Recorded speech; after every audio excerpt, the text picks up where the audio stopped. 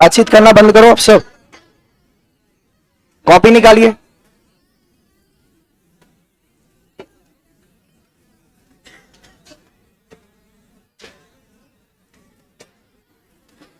ए, बातचीत बंद करो। सुनो, ए, शांत हो जाओ। आके कॉपी रीड करने के बदला बातचीत करते रहता है। सुनिए,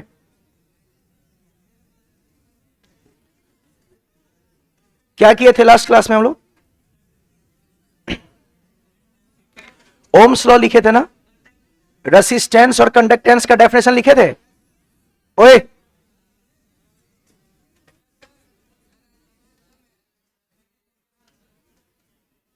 यहां तो फूल है।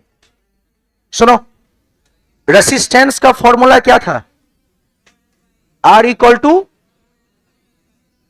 रो एल बाई, सुनो,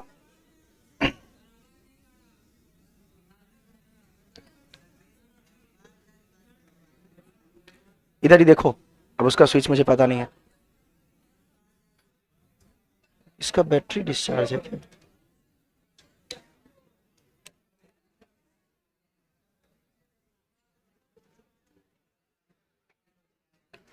देखिए, आर क्या था? रेसिस्टेंस। रो क्या है? रेसिस्टिविटी। यही था। रे कुत्ता आए क्या?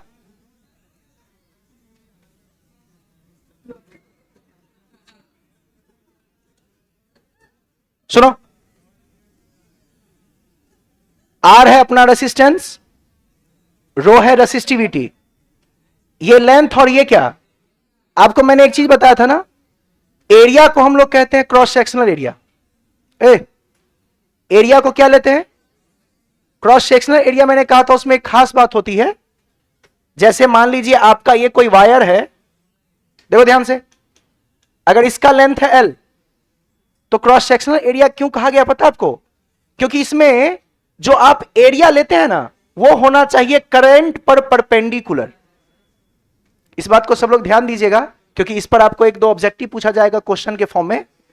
तो करंट के परपेंडिकुलर में जो एरिया होता है ना, उसी को हम लोग कहते हैं क्रॉस सेक्शनल। ये फर्क होता है दोनों का। सिंपल एरिया मैं नहीं कह रहा हूं, क्रॉस सेक्शनल एरिया कहने का मतलब होता है वैसा एरिया जो करंट पर क्या हो? परपेंडिकुलर। ये दिमाग में रखना आप, है ना। और बाकी चीज तो आपको दिया जाएगा। इसका लेंथ है, करंट के पैरेलल जो होता है उसको लेंथ लेते हैं, और करंट के परपेंडिकुलर में जो होता है उसको हम लोग कहते हैं क्रॉस सेक्शनल। क्वेश्चन करते वक्त इस बात का हम ध्यान देंगे। इस पे क्वेश्चन अभी करेंगे थोड़ी देर में, है ना। इसका डेफिनेशन आपने लिख लिया। फिर मैंने बताया था कंडक्टिविटी, कंडक्टेंस, सॉरी, पहले हमने पढ़ा था कंडक्टेंस। कंडक्टेंस क्या था? कंडक्टेंस था 1/r, रेसिस्टेंस। यहीं तक किए थे ना। अगला हम लोग को पढ़ना है आज रो का डेफिनेशन। रो क्या है? लिखिए, रेसिस्टिविटी। जल्दी से लिखिए, दो छोटा छोटा डेफिनेशन और है। रो को हम कहते हैं रेसिस्टिविटी।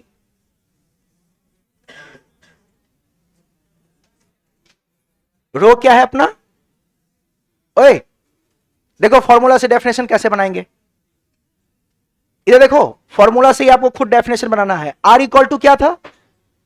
रो एल बाई, सुना ध्यान से, अगर मैं कहूं कि लेंथ का वैल्यू 1 है, लेंथ का वैल्यू कितना, और मैं कहूं कि एरिया का वैल्यू भी 1 है, लेंथ भी 1 और एरिया भी 1, तो मुझे बताओ क्या 1 को हम यूनिट भी कहते हैं? अगर आप इन दोनों का वैल्यू 1 रख दो तो क्या आर इक्वल टू रो आ जाएगा? देखो अच्छे से। तो इसको डिफाइन कैसे किया गया पता है? जब यूनिट लेंथ और यूनिट एरिया होती है ना, तो जो रेसिस्टेंस होता है उसी को कहते हैं रेसिस्टिविटी। यानी यूनिट लेंथ और यूनिट एरिया के रेसिस्टेंस को ही रेसिस्टिविटी कहा जाता है। लिखिए, it is defined as, it is defined as, it is defined as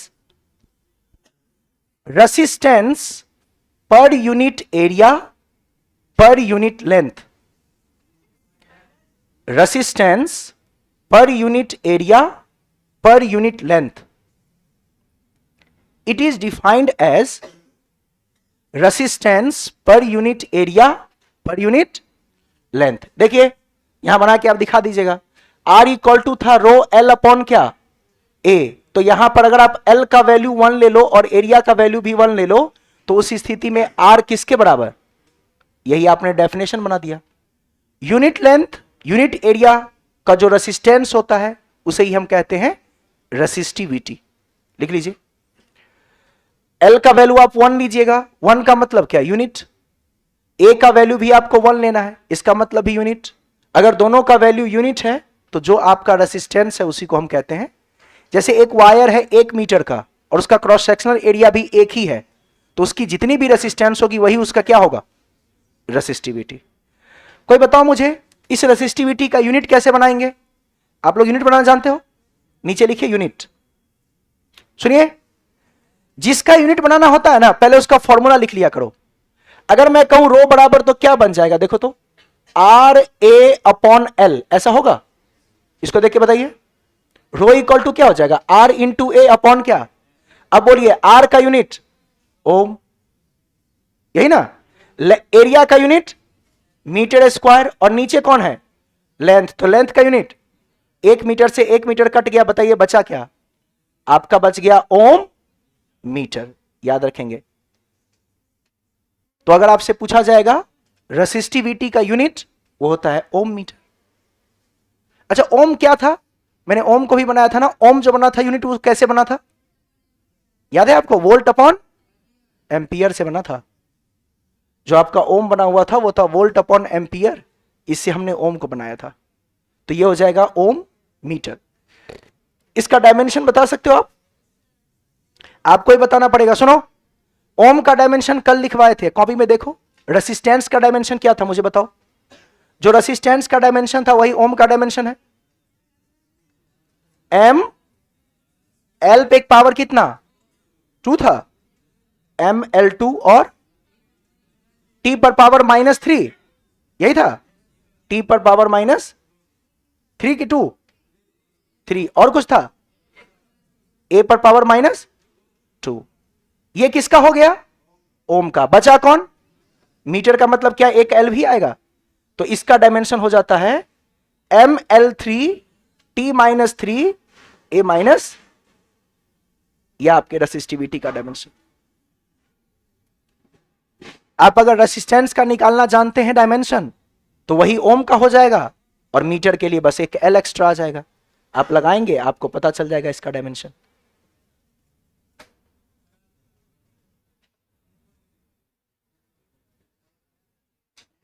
यह है आपका डायमेंशन ओम का, देखिए। और यहां पे मीटर के लिए क्या लिखे, एल। जब एल को आपने मल्टीप्लाई किया 3 हो गया, यहां -3 और ये A-2, तो ये आपका डायमेंशन है रेसिस्टिविटी का। ये जो छोटा छोटा टर्म है उसको याद रखिएगा आप, रेसिस्टेंस, रेसिस्टिविटी है ना, कंडक्टेंस, कंडक्टिविटी, ये सब आपको याद रखना पड़ेगा। एक लास्ट लिख लीजिए, कंडक्टिविटी, बस लास्ट एक छोटा सा डेफिनेशन। इन चारों में से रहता है कि कोई एक पूछ देता है, डिफाइन कंडक्टिविटी, डिफाइन रेसिस्टिविटी, है ना, ऐसे पूछ देगा तो ध्यान रखिएगा। कंडक्टिविटी का सिंबल होता है सिग्मा। कंडक्टिविटी का सिंबल क्या है, क्या होता है ये, रेसिस्टिविटी का उल्टा। ओए, रेसिस्टेंस का उल्टा क्या था, कंडक्टेंस। वैसे ही रेसिस्टिविटी का उल्टा क्या है, लिखिए, it is the reciprocal of, it is the reciprocal of, it is the reciprocal of resistivity, it is the reciprocal of resistivity। नीचे क्या बन जाएगा, conductivity equal to 1 upon resistivity. जो उसका यूनिट था उसका उल्टा यहां हो जाएगा, जो उसका डायमेंशन था, जहां माइनस था वहां प्लस कर देंगे, जहां प्लस था वहां माइनस कर देंगे। बताइए इसका यूनिट क्या बनेगा, देखिए वहां पर क्या था, ओम मीटर, ये हो जाएगा 1 अपॉन ओम मीटर। इसको आप ऊपर लेके जाएंगे तो क्या हो जाएगा, ओम इनवर्स मीटर इनवर्स। आपको एक आता है, दूसरा खुद कर लोगे। इसका डायमेंशन बनाना है,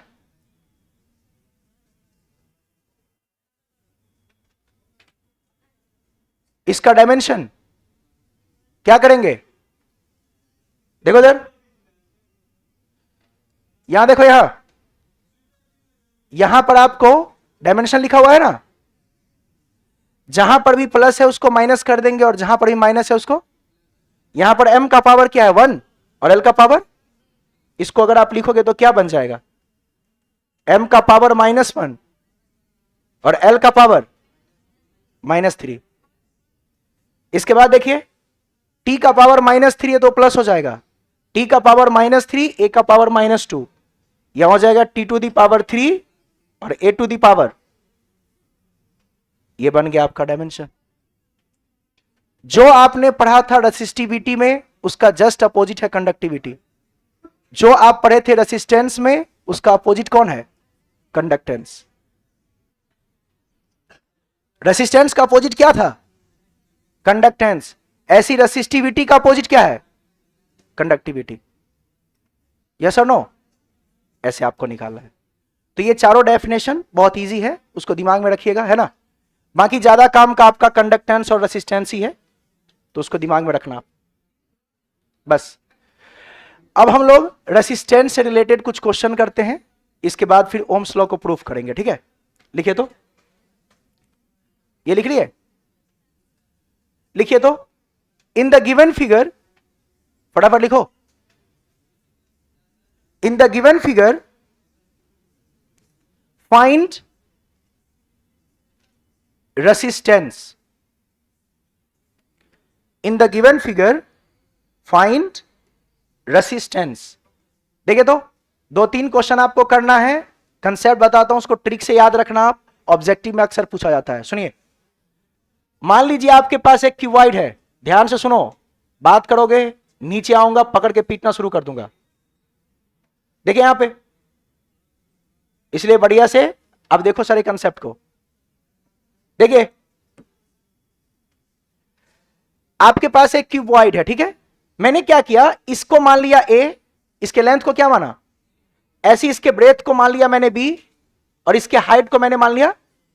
इस मटेरियल का रेसिस्टिविटी रो आपको लेके चलना है, मतलब इसकी रेसिस्टिविटी आपको कितनी लेनी है, आपको इसके लिए दिमाग लगाने की जरूरत नहीं है, ये आप हमेशा रो लोगे। आपसे पूछा पहला क्वेश्चन, सुनो, रेसिस्टेंस बताइए ए और बी सरफेस के क्रॉस। मैं सरफेस का नाम रख दिया, देखो ये सरफेस ए है और ये सरफेस, आपसे पूछ रहा है कि ए बी के क्रॉस रेसिस्टेंस कितना। दूसरा क्वेश्चन, आप बताइए रेसिस्टेंस सी डी के क्रॉस। इस सरफेस को क्या मानो और इस सरफेस को, कितने सरफेस होते हैं एक क्यूब या क्यूबॉइड में, तो ये आपका 2 हो गया। तीसरा देखो, आपको रेसिस्टेंस निकालना है EF।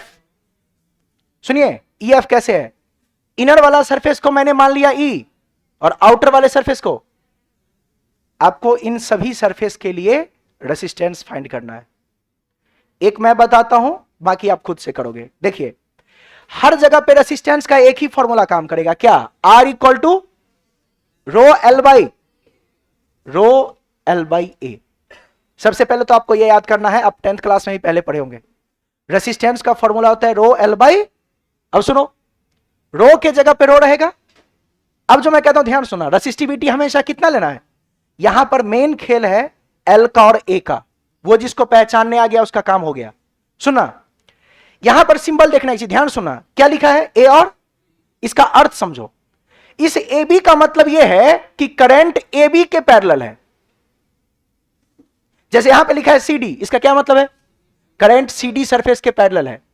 करंट है EF के पैरेलल, ये इसका मतलब होता है। अगर कहीं पर लिखा है AB, इसका मतलब यह हुआ कि मान लीजिए A से करंट इन करके कहां से निकल रहा है, B से। उल्टा ही मान सकते हैं, B से इन करके A से निकल रहा है, दोनों चलेगा, पैरेलल है। तो अगर आपको दे दिया गया AB, तो आपको इसी सिंबल से पता करना है कि करंट कहां पे इन कहां पे आउट हो रहा है, यह करंट किसके पैरेलल है। अगर मैं कहता हूं AB, तो मान लीजिए करंट यहां से इन करके यहां से निकला, उल्टा ही मान सकते हैं B से। बट अगर मैं कहता हूं कि A से करंट इन किया और B से निकल के चला गया, तो मुझे बताओ इस करंट के पैरेलल साइड कौन है, क्योंकि जो पैरेलल है वही हमारा क्या है, लेंथ, और जो परपेंडिकुलर है वही सरफेस क्या है, यही यहां पे टेक्निक है। बोलो तो ए बी के पैरेलल साइड कौन सा है ए बी सी में से? क्या स्मॉल ए जो है वो ए बी के पैरेलल है? इसका मतलब लेंथ के जगह पे मैं क्या रखूंगा? और अगर आपने लेंथ के जगह ए रखा तो अगर ये पैरेलल है तो आपको पता है जो परपेंडिकुलर सरफेस है वो ये वाला हो गया बी और ये वाला हो गया आपका सी। तो इसका अगर एरिया निकालेंगे तो क्या हो जाएगा? Length into breadth. तो इसका एरिया क्या हो जाएगा? अगर लेंथ आपका ए हो गया तो एरिया क्या हो जाएगा? बी इंटू, ऐसे निकलता है। यानी ए बी का रेसिस्टेंस होगा रो ए अपॉन बी सी। जैसे आपसे बोला गया सी डी के अक्रॉस, फिर से फॉर्मूला वही लगाएंगे, रो एल बाई ए। रो के जगह रो रहेगा। अब बताओ सीडी का पैरेलल लेंथ, सीडी के पैरेलल लेंथ, कंसेप्ट यही है कि करंट के पैरेलल जो होगा वो लेंथ लेना है और करंट पर परपेंडिकुलर जो होगा वो एरिया लेना है। अब बताओ सीडी के पैरेलल लेंथ कौन सा है? क्या सी और डी यही है अपना? सीडी के पैरेलल नीचे की तरफ है। क्या इस सीडी के पैरेलल अगर आप देखा जाए तो ये सी साइड है? अरे स्मॉल ए स्मॉल बी स्मॉल सी माने थे ना? तो इस सीडी के पैरेलल कौन है आपका? इसका मतलब लेंथ के जगह पे कौन आएगा? और चूंकि सी आ गया लेंथ के जगह पे तो एरिया बाकी दोनों कौन कौन? A B. देखो कितना इजी है। टेक्निक सिर्फ इतना इस्तेमाल करना है, करंट के पैरेलल जो होगा उसको लेंथ लेंगे और परपेंडिकुलर जो होगा उसको एरिया।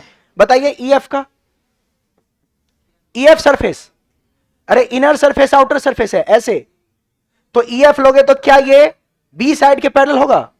तो इसका क्या हो जाएगा? रो एल बाई ए में रखेंगे, रो के जगह पे रो, ई और एफ के पैरेलल कौन है? बी। ये हो जाएगा आपका बी और जो बचा वो आपका एरिया बना देगा। कौन? एसी। आप लॉजिक समझे? तो यहां से आपको यह डिसाइड करना है कि हमारा करंट किधर फ्लो कर रहा है, उसी के पैरेलल आपको लेना है लेंथ और उसके परपेंडिकुलर में क्या लेना है? क्या कहते हैं आपको हम कि एरिया जो परपेंडिकुलर होता है करंट पर उसी को हम कहते हैं क्रॉस सेक्शनल, वही आपको तो लेना है। और लेंथ हमेशा लेते हैं करंट के पैरेलल। ऐसे आप निकाल लोगे। लिखिए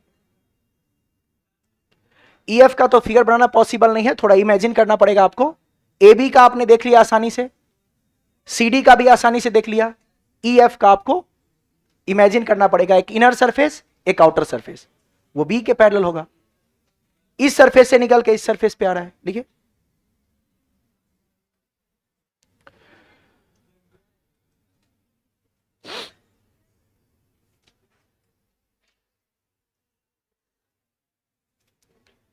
जब भी फॉर्मूला आप लगाओगे करंट के पैरेलल लेंथ लेंगे और करंट के परपेंडिकुलर एरिया, ये आपको याद रखना है। R equal to rho L by A में ऐसा किया जाता है ना। रेसिस्टिविटी मटेरियल पे डिपेंड करता है, इसलिए उसमें कोई चेंज, वो हमेशा आप कितना ले रहे हैं? रो। तो आपको एक क्यूब क्यूबॉइड वाला क्वेश्चन पूछा जाता है, एक पॉसिबल है सिलेंडर वाला, वही मैं आपको कराता हूं। एक फ्रस्टम का पूछता है, तो जितने भी बेसिक क्वेश्चन, और एक स्फीयर का, ये 3-4 आप दिमाग में रखिएगा, ऑब्जेक्टिव में आता है। इन सभी में सबसे ज्यादा फ्रस्टम का पूछा जाता है, उसका भी आपको मैं टेक्निक बता दूंगा, ऑब्जेक्टिव में काम कर जाएगा। लिखिए फटाफट।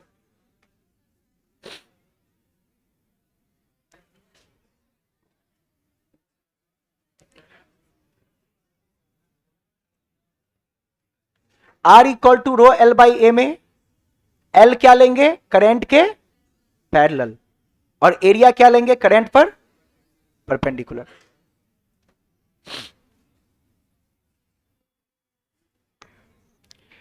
ए बी के पैरेलल स्मॉल ए था, सी डी के पैरेलल स्मॉल सी था, ई और एफ सरफेस ऐसे निकल रहा है, इसके पैरेलल कौन है?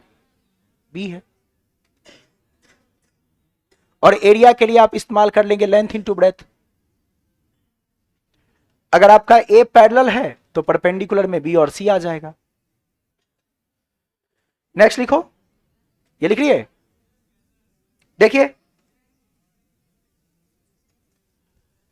सेकेंड क्वेश्चन लिखो। अगर ऐसा दिया जाएगा क्या करोगे?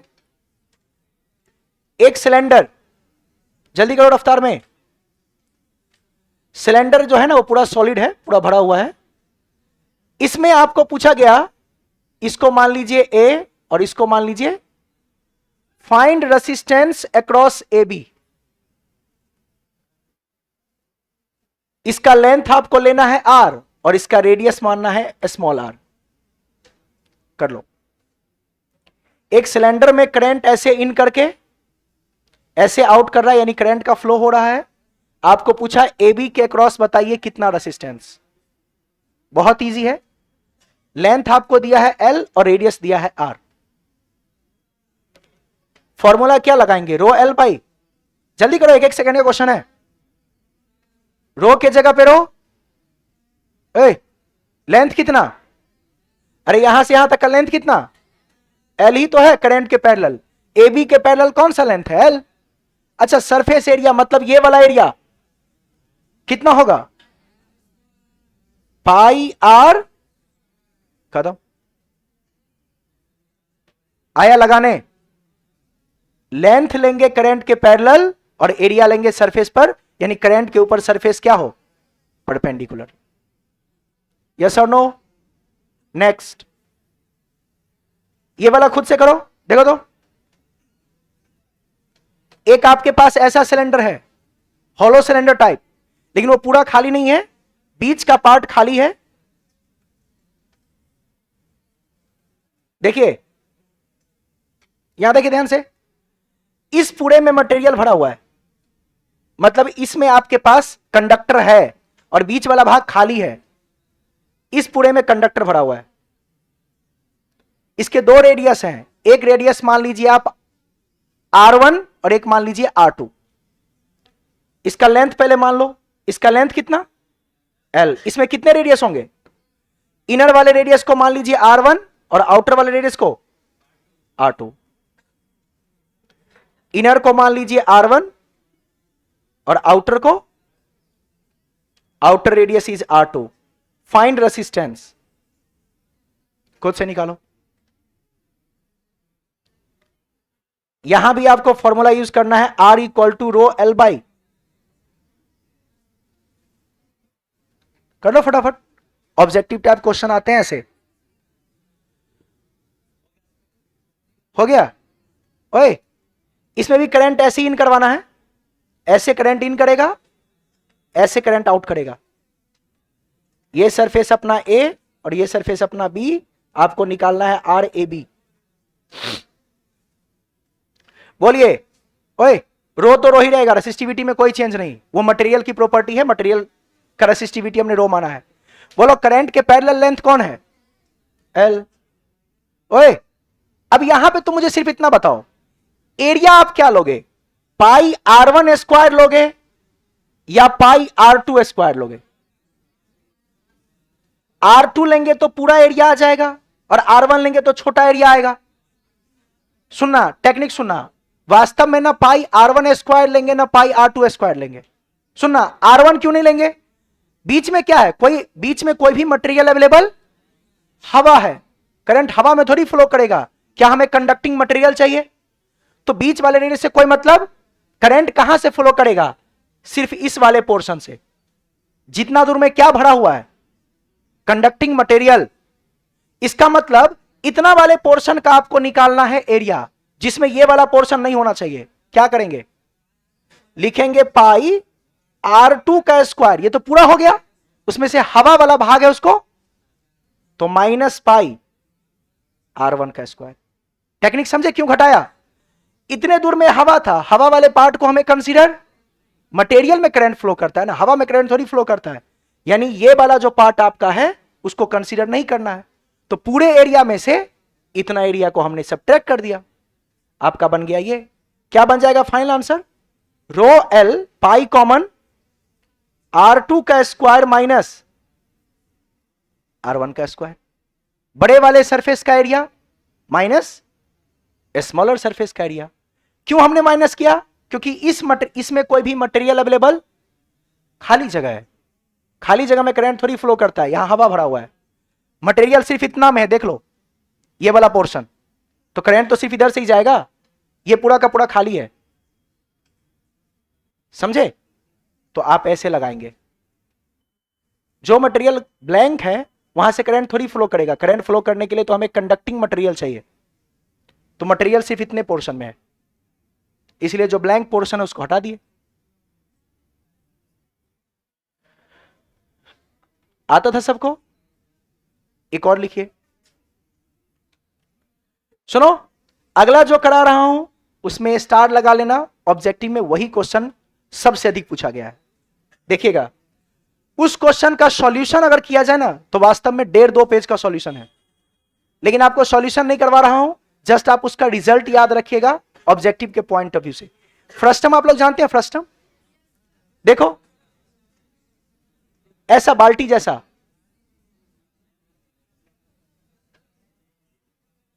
आपने ऐसा पढ़ा होगा 10th में, इसका वॉल्यूम निकालिए, नहीं पढ़ा था? नहीं नहीं, मैथ में सर हमारे 10th में मैथ था ही नहीं, हमारा मेन सब्जेक्ट बायो था, पता है। ओए इधर सुनो, इधर का रेडियस ए और इधर का रेडियस, ऐसे करंट फ्लो कर रहा है। ए, ये वाला पार्ट को हमने ए माना और इस वाले पार्ट को आपको निकालना है find resistance across A B.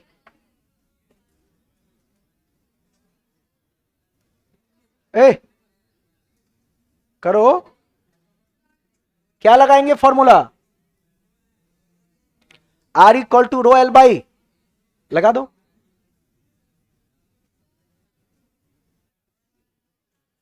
करो सॉल्व।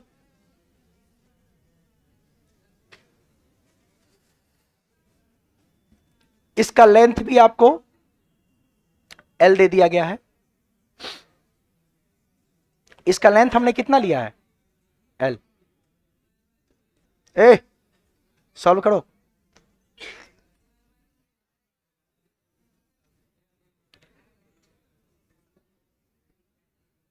लेंथ के जगह तो एल ही रखेंगे, यस और नो? क्या हो गया? रो लेंथ के जगह क्या? L upon area. ओए एरिया क्या करेंगे? सुनना, एरिया कौन सा लेंगे? इस साइड वाले एरिया को हम कंसीडर करें या इस साइड वाले को? तो सुनना, अच्छा पहले बताओ इस साइड का एरिया क्या होगा? पाई ए स्क्वायर। इस साइड वाले का पाई। यहां टेक्निक सुनना, जस्ट ये टेक्निक है, ऐसा कुछ होता वास्तव में। सुनना, हमको लगाना था एरिया का फॉर्मूला पाई आर स्क्वायर, तो क्या करेंगे? इधर का रेडियस कुछ और है, अरे इधर का रेडियस कुछ और है और इधर का, तो यहां पर कितना रेडियस है? अरे ये यही लिखा है ना, पाई आर इंटू आर। तो देखो टेक्निक, पाई इधर का रेडियस ए और एक रेडियस इधर का ले लेंगे। ये वाला रिजल्ट आप याद करके जाना, ऑब्जेक्टिव में पूछेगा एक फ्रस्टम का रेसिस्टेंस कितना, मल्टीपल टाइम्स ये पूछा गया है।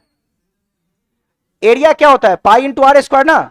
यहां जस्ट मैं आपको टेक्निक बता रहा हूं, इसको सॉल्व करेंगे तो 2 पेज का सॉल्यूशन है, तो आप बस टेक्निक याद रखना। एक रेडियस लेंगे इधर का और एक रेडियस, समझे लॉजिक? ए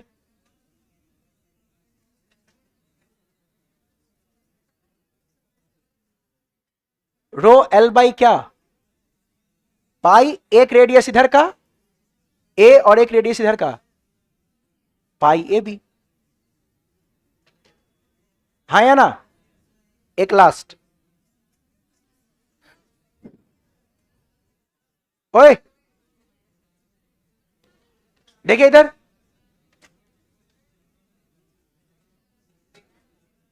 एक स्फीयर है, इधर का रेडियस ए है और बाहर का रेडियस, इधर देखो, पूरे में मटेरियल और ये वाला पार्ट खाली। आपको पूछ रहा है find resistance across A B. A B क्या है? ओए ए है इनर सरफेस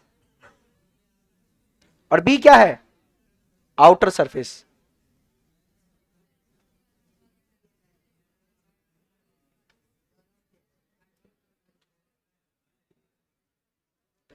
मान लीजिए ये वाला पोर्शन ए और ये वाला पोर्शन, करंट ए से बी ऐसे फ्लो कर रहा है।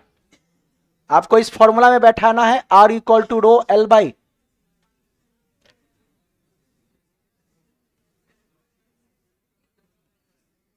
करो।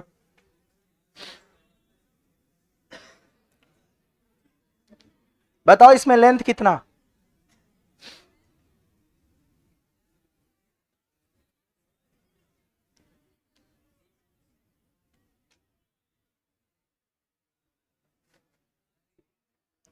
अरे इतना करने के बाद आप खुद निकाल सकते हो। अब इसका लेंथ कितना? करंट जहां से इन और जहां से आउट हो रहा है वो लेंथ कितना है? यहां से करंट इन किया, यहां से करंट आउट किया, इतना ही लेंथ से करंट क्रॉस किया ना। ये लेंथ कितना? इसका लेंथ है b माइनस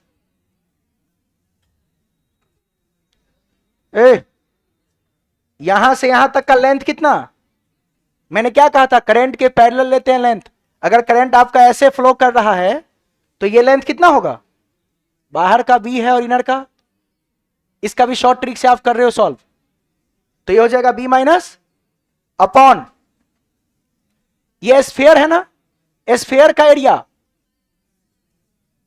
4 पाई, 2 बार r है, लेकिन इनर रेडियस अलग है और आउटर रेडियस, तो अलग अलग रेडियस रखेंगे तो क्या हो जाएगा, एक रेडियस a और एक रेडियस फ्रस्टम का और इस स्फीयर का। याद रखना आप सब, दोनों का रियल सॉल्यूशन 1.5-2 पेज का है। ऑब्जेक्टिव के लिए आपको टेक्निक बता दिया हूं, आपका इन दोनों में से एक कोई पूछा जाएगा, है ना, बस याद रहेगा। नीचे लिखो, रेसिस्टेंस किस किस बात पे डिपेंड करता है, कोई बच्चा बताओ। R equal to rho L by A, length पे, एरिया पे, और एक रेसिस्टिविटी, ये क्या होता है किसी भी मटेरियल की, अरे ये मटेरियल की प्रॉपर्टी, 3 चीज पे, किस किस पे, रेसिस्टिविटी का मतलब मटेरियल, लेंथ, एरिया। अब सुनना, 2 और एड ऑन होगा, एक टेम्परेचर पे, टेम्परेचर से मटेरियल की प्रॉपर्टी बदलती है ना, और एक करंट के डायरेक्शन पे। लिखिए, फैक्टर अफेक्टिंग द, फटाफट लिखो, factor affecting the resistance, factor affecting the resistance. Resistance को कौन सा फैक्टर अफेक्ट करता है, कौन कौन सा चीज? पहला, उसका शेप और साइज, यानी लेंथ और, लिखिए, it depends on geometry of conductor, वही shape and size of conductor भी लिख सकते हैं। It depends on geometry of conductor. Conductor की ज्योमेट्री मतलब क्या, उसका लेंथ, उसका area. It depends on geometry of, bracket में लिखेगा लेंथ एंड एरिया, लिखो ब्रैकेट में क्या लिखना, लेंथ एंड एरिया। ज्योमेट्री में कौन कौन आएगा, लेंथ और, यानी शेप और साइज, हाँ या ना, एक इस पे डिपेंड करेगा। लेंथ बढ़ाने से रेसिस्टेंस, तो R proportional to L and R inversely proportional to area. क्या पढ़े थे फॉर्मूला आप रेसिस्टेंस का, R equal to rho L by A, तो L के क्या है, प्रोपोर्शनल, और एरिया के, ये दिमाग में रखना है। सेकंड, नंबर 2, क्या मटेरियल पे डिपेंड करेगा, it depends on material, it depends on material. ओए, रेसिस्टिविटी क्या चीज है, प्रॉपर्टीज ऑफ व्हाट, मटेरियल। तो दूसरा होगा, रेसिस्टिविटी पे डिपेंड करता है मतलब मटेरियल पे डिपेंड करता है, तो सेकंड लिखेगा इट डिपेंड्स ऑन। तीसरा, इट डिपेंड्स ऑन टेम्परेचर। अरे बेटा तुम्हारा मरम्मत करने 2 सेकंड रुको। It depends on temperature, it depends on temperature. और लास्ट, इसकी जरूरत नहीं पड़ती है, बहुत कम जगह पे होता है, बता देता हूं। क्या AB से रेसिस्टेंस कुछ और था और CD से कुछ और था? करंट के डायरेक्शन के भी बदलने से रेसिस्टेंस बदल जाता है। देखिए next, it depends on direction of current. It depends on direction of current. Current के डायरेक्शन पे भी डिपेंड करता है, लेंथ और एरिया पे भी डिपेंड करता है, मटेरियल पे भी डिपेंड करता है और टेम्परेचर पे। चारों पॉइंट याद रखेगा, बहुत बार पूछा गया है। कोई भी दो बोलेगा आपको, पूछा जाएगा किसी दो फैक्टर को एक्सप्लेन कीजिए, तो कोई भी आप दो लिख सकते हो। कोई जाएगा नहीं, सब बैठेगा भी, सभी से पूछूंगा पहले आपको जो पिछला पढ़ाया गया था वो।